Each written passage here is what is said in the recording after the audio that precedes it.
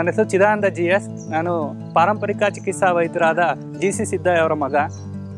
ನಾವು ಸಿದ್ರಬೆಟ್ಟ ಆಯುರ್ವೇದ ಅಂತೇಳಿ ಗಿಡಮೂಲಿಕೆಯನ್ನು ಸಂಗ್ರಹ ಮಾಡಿ ಸುಮಾರು ಕಾಯಿಲೆಗಳಿಗೆ ಔಷಧಿ ಕೊಡ್ತೀವಿ.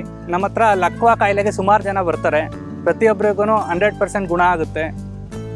ಮತ್ತು ಸೋರಿಯಾಸಿಸ್ ಕಾಯಿಲೆಗೆ, ಫೈಲ್ಸ್ ಕಾಯಿಲೆಗೆ, ಕಿಡ್ನಿ ಸ್ಟೋನ್ಗೆ, ಗಾಲ್ ಬ್ಲಾಡರ್ ಸ್ಟೋನ್ಗೆ, ಕಿಡ್ನಿ ಇಂಪ್ರೂವ್ಮೆಂಟ್ಗೆ, ಪ್ರತಿಯೊಂದು ಕಾಯಿಲೆಗೂ ಕರ್ನಾಟಕದ ಎಲ್ಲ ಮೂಲೆಯಿಂದಲೂ ನಮ್ಮ ಹತ್ರ ಬರ್ತಾರೆ. ಪ್ರತಿಯೊಂದಕ್ಕೂ ಔಷಧಿ ಖರ್ಚನ್ನು ಮಾತ್ರ ತಗೊಂಡು ನಾವು ಔಷಧಿ ಕೊಡ್ತೀವಿ. ನಾವು ಪ್ರತಿಯೊಂದು ಮೂಲಿಕೆಯೂ ಕಾಡಿಂದ ಖುದ್ದು ನಾವೇ ಆರಿಸಿ ತಗೊಂಬಂದು ಶುದ್ಧಿ ಮಾಡಿ ಅದನ್ನು ಹದವಾಗಿ ಒಣಗಿಸಿ ಪೌಡ್ರ್ ಮಾಡಿ ಮಾತ್ರೆ ತಯಾರಿಸ್ತೀವಿ. ಪರಿಪೂರ್ಣ ಪಾರಂಪರಿಕವಾಗಿ ಔಷಧಿ ತಯಾರು ಮಾಡ್ತೀವಿ.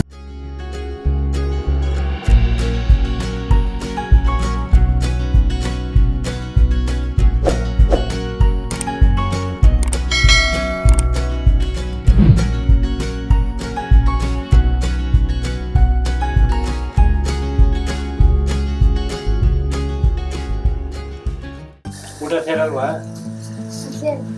ಮತ್ತೆ ಹೇಳ್ತಾರೆ ಮನೆಗೆ ದಪ್ಪ ಆಗಿಲ್ಲ ಊಟ ಸೇರಲ್ಲ ಅಂತ. ಹೌದಾ? ಸರಿ, ಒಂದು ಹಾಲಲ್ಲಿ ಕುಡಿಯೋದು ಪೌಡ್ರ್ ಕೊಡ್ತೀನಿ. ಬೆಳಗ್ಗೆ ಸಾಯಂಕಾಲ ಹಾಲು ಹಾಕೊಂಡು ಕುಡಿ. ಹಾಲು ಕುಡಿಯಲ್ವಾ? ಕುಡಿ. ಮತ್ತೆ ಒಂದು ಬಾಳೆಹಣ್ಣು ತಿಂತಬ್ಬ, ಪಚ್ಚ ಬಾಳೆಹಣ್ಣ, ದಪ್ಪ ಆಗ್ತೀಯ.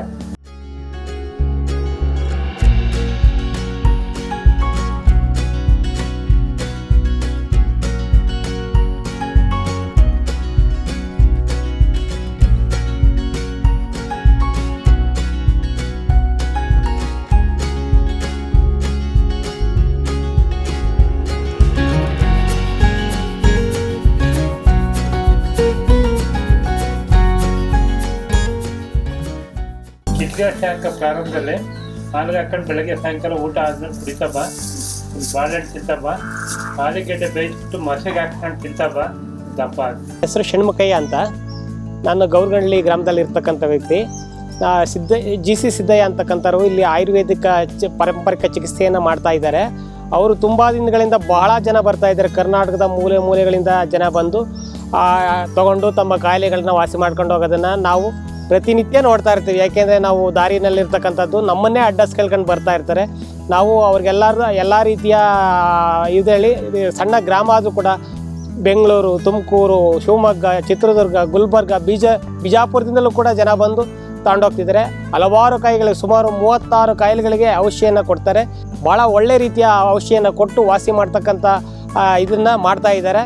ದಯವಿಟ್ಟು ಇದೆಲ್ಲವೂ ನ್ಯಾಚುರಲಾಗಿ ಸಿಗ್ತಕ್ಕಂಥ ಗಿಡಮೂಲಿಕೆಗಳಿಂದ ಆಧರಿಸಿ ಮಾಡಿ ತಾವೇ ಅದನ್ನು ಒಣಗಿಸಿ ಪೌಡ್ರ್ ಮಾಡಿ ಮಾತ್ರೆ ಮಾಡಿ ಅಚ್ಚ ಆಯುರ್ವೇದಿಕ್ಕಾಗಿ ಆಹಾರದ ರೀತಿಯಲ್ಲಿ ಕೊಡ್ತಾ ಇದ್ದಾರೆ. ಯಾವುದೇ ರೀತಿಯ ಸೈಡ್ ಎಫೆಕ್ಟ್ ಆಗೋದಿಲ್ಲ.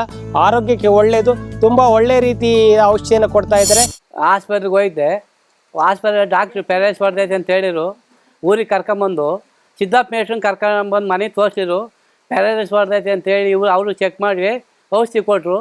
1 ತಿಂಗಳು 2 ತಿಂಗಳು ಮಾತು ನಿಂತೋಯ್ದು. ಔಷಧಿ ತಿನ್ನೋದಕ್ಕೆ ಮಾತು ಚೆನ್ನಾಗಿ ಆಡ್ಕೊಂಡು ಈಗ ಸರಿಸಾಗಿದ್ದೀನಿ.